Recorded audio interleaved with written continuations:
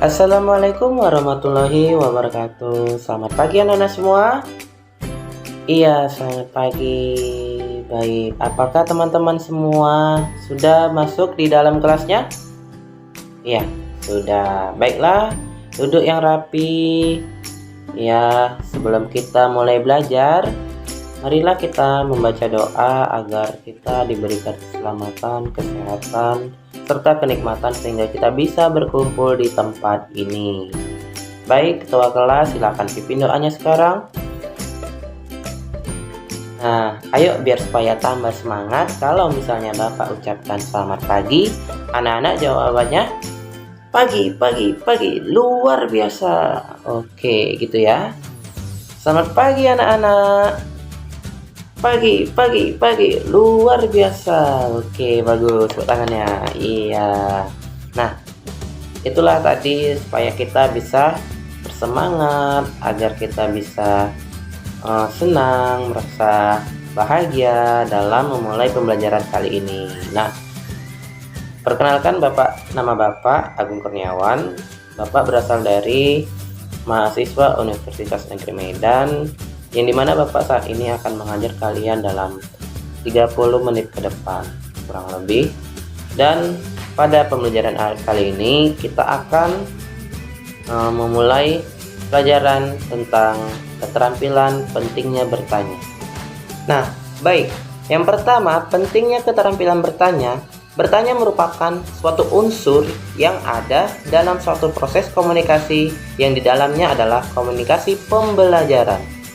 Keterampilan bertanya ini merupakan ucapan atau pertanyaan yang dilontarkan oleh guru sebagai stimulus untuk memunculkan atau menumbuhkan jawaban dari peserta didik.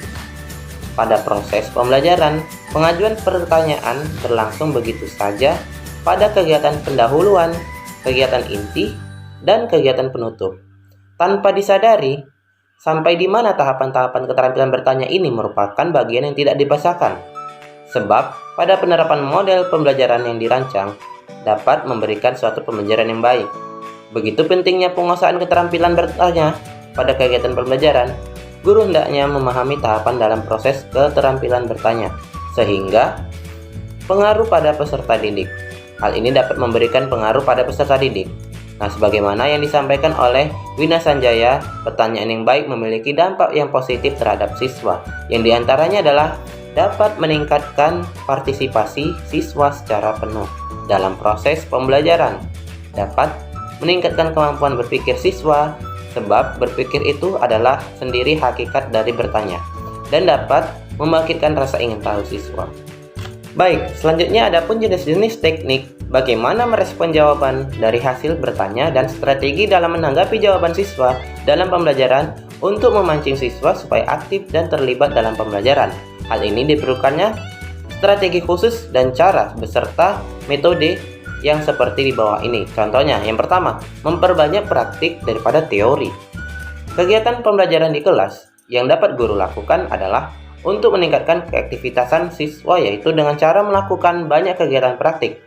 Praktik ini langsung atau membuat proyek tertentu yang merupakan salah satu contoh pembelajaran yang aktif.